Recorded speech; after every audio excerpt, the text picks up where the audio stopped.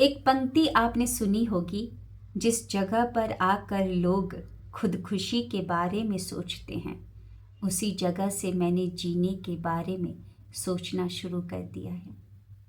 आज मैं फिर से लेकर आ गई हूँ एक और कमाल की सक्सेस स्टोरी।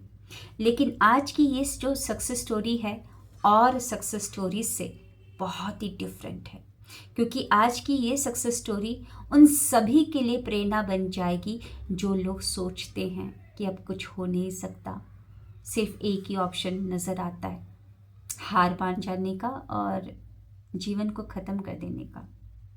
तो रुक जाइए, ठहर जाइए, गुंजाइश है अभी भी जीने की, जीवन बदलने की अभी भी गुंजाइश है, क्योंकि परमात्मा जो हर नया सवेरा देता है वो सवेरा यही बताता है कि बदल सकते हैं हम। ये एहसास दिलाता है कि अभी भी गुंजाइश है। इस वीडियो के स्टार्टिंग से लेकर एंड तक जरूर बने रहिएगा।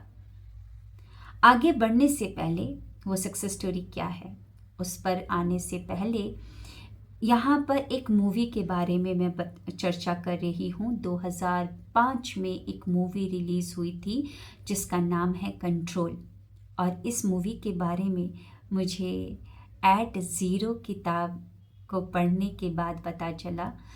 चैप्टर नंबर 7 की स्टार्टिंग ही इसी मूवी से होती है। तो उस मूवी में सब कुछ काल्पनिक है। उस मूवी में दिखाया जाता है कि एक ऐसा कैदी होता है जिसको मौत की सज़ा सुनाई जाती है, क्योंकि उसने इतने बड़े बड़े क्राइम किए हुए थे। अब वो इंसान, उसको पता है कि उसको मौत की सज़ा मिल चुकी है, अब कुछ दिनों में या कुछ देर में ही मौत मिलने वाली है। तो उसके पहले अब वो जीने के बारे में सोच रहा है कि एक और मौका मिल जाए जीने के लिए। वो सोच रहा है, तड़प रहा है कि एक और मौका, मुझे जीना है, जीना है। उसके दिमाग में यही चल रहा है, अंदर यही आवाज़ आ रही है। कुछ ही देर में उसके रूम में कुछ लोग आते हैं और उसके सामने बैठकर उसके साथ एक डील करते हैं कि हम तुम्हारे साथ एक डील करना चाहते हैं। हमने एक ऐसा ड्रग एक्सपेरिमेंट किया है, इन्वेंट किया है, जिसके लिए तुम परफेक्ट रहोगे, परफेक्ट इंसान हो, और हम तुम्हारे ऊपर वो एक्सपेरिमेंट करना चाहते हैं। इस ड्रग को लेने के बाद तुम्हारा मन एकदम शांत हो जाएगा, नो थॉट्स। अगर तुम जी गए तो बल्ले बल्ले है, तुम अपने जीवन को जियो, तुमको मौत नहीं दिया जाएगा। तो उसको लगा कि वाह क्या अपॉर्चुनिटी है, अभी कुछ देर पहले तो ऐसा सोचा था और उसने वो ड्रग को ले लिया। मतलब कि हाँ ठीक है, ड्रग को मैं लेने के लिए तैयार हूँ। जब उसको ड्रग दिया गया, वो ड्रग जैसा बोला गया था वैसा ही हुआ। वो इंसान का मन एकदम शांत, दिमाग एकदम शांत, क्योंकि सब कुछ लगाया गया था, सारे मशीन्स वगैरह, तो सब कुछ दिख रहा था कंप्यूटर में। तो मन एकदम शांत, नो थॉट्स, और वो इंसान जी गया, जिंदा रह गया। लेकिन वहीं पर दूसरी तरफ सेम ड्रग कुछ ऐसे लोगों को भी दिया गया था जिन्होंने ऐसा कोई क्राइम नहीं किया था, जिनकी जिंदगी बहुत अच्छी चल रही है। उनको जब वो ड्रग दिया गया, वो मर गए। वो लोग, सारे के सारे लोग मर जाते हैं। अब सोचने वाली यहाँ पर बात है कि सेम ड्रग से वो जिंदा हो गया और सेम ड्रग से वो लोग मर गए, ऐसा क्यों? तो यहाँ पर एक और काल्पनिक कहानी याद आ रही है, वो खरगोश और शेर वाली कहानी। आपको याद है कि शेर पीछे दौड़ रहा होता है, खरगोश एकदम तेज तेज तेज दौड़ते दौड़ते एक बिल में घुस जाता है और बहुत देर तक शेर उसके आसपास, बिल के पास रहता है, लेकिन वो तो निकलने का ही नाम नहीं लेता है। तो अंदर से वो आवाज़ लगाता है, तुम इतना तेज दौड़े कैसे? तो वो क्या बोलता है कि शेर, तुम दौड़े अपने खाने के लिए, मैं दौड़ा अपनी जिंदगी के लिए। तो वो इंसान, वो कैदी बचा क्यों? क्योंकि उसके दिमाग में बस यही चल रहा था, जीना है, जीना है, जीना है, जीना है। और जैसा उसको बताया गया, उसने उसे बिल्कुल सच मान लिया था। मन शांत हो जाएगा, मैं जी जाऊंगा, मन शांत हो जाएगा, मैं जी जाऊंगा। उसके दिमाग में, उसके कोशिकाओं में बस जीना, जीना, जीना यही चल रहा था, और वैसा ही प्लेसिबो इफेक्ट हुआ। लेकिन दूसरी तरफ ऐसा कुछ नहीं चल रहा था। ऐसा कुछ नहीं था, उनकी ज़िंदगी ऑलरेडी सही चल रही थी, सब कुछ सही है उनकी ज़िंदगी में।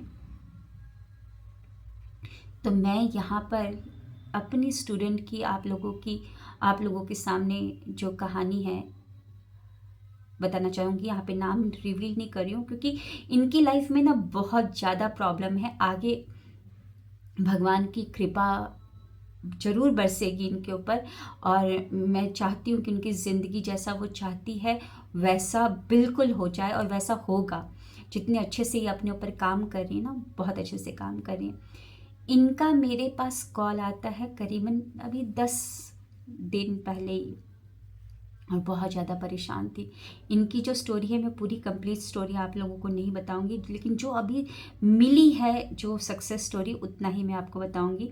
जो औरत बिल्कुल परेशान हो चुकी थी, मतलब इतना ज़्यादा मारपीट हो रहा था इनके घर में कि मतलब सोच भी नहीं सकता है कोई इंसान। लेकिन तब भी वो बोली कि जैसा आप मुझे बोलोगे ना वैसा मैं करूँगी, मुझे जीना है। ये लाइन उन्होंने मेरे को बोला था कि मुझे जीना है। और उनको मैंने अ, 3 चीज़ें यहाँ पर बताई थी कि ऐसा ही जीवन साथी क्यों मिला है तुमको, ऐसा कुछ तुम्हारे अंदर मेमोरी है, उसके लिए तुम लग जाओ होपोनोपोनो प्रेयर करने के लिए। होपोनोपोनो प्रेयर करना शुरू कर दो, सब सही होगा। और जो भी चीज़ को टच करती हो, thank you, I love you बोलो। और एक लाइन, कुछ अफर्मेशन उनको दिए थे मैंने बोलने के लिए, वो अफर्मेशन बोलना शुरू कर दी। कल उनका मेरे पास कॉल आया, सिर्फ 10-15 दिन ही हुए हैं उनको, ज़्यादा दिन नहीं हुए। उन्होंने बोला कि मैडम, बहुत खुश थी मैडम, मेरे हस्बैंड का ना कॉल रात के 2 बजे आया, और उसके बाद भी कई बार आया उनका कॉल। मतलब मुझे बहुत ज़्यादा खुशी हो रही है। मतलब जो इंसान देखना नहीं चाहता था, जो इंसान फ़ोन नहीं करता था, जो इंसान मतलब कि बस मारना ही जानता था, लेकिन वो इंसान उसको बहुत ज़्यादा इतने अच्छे बार बार कॉल कर रहा है, रात को 2 बजे कॉल कर रहा है, इतने प्यार से रिस्पेक्ट से बातें कर रहा है ना। फिर उसके बाद भी बातें कर रहा है, उसके बाद पैसे भी भेज रहा है। तो ये सब कैसे हो रहा है? जब आप अपने ऊपर काम करते हो, अपने ऊपर काम करते हो, है ना। तो इनकी सक्सेस स्टोरी को ज़रूर सुनिएगा, और मिलते हैं ऐसे ही नेक्स्ट सक्सेस स्टोरी में। थैंक यू आप सभी का। Thank you so much Shobha ma'am, आप मेरे लाइफ में आए और मेरा ये सब सल्यूशन हुआ। मेरे हस्बैंड मेरे ऊपर ना विश्वास करते थे, और वो सिर्फ मार पीट करते थे, और वो मेरे साथ बहुत कुछ करते थे।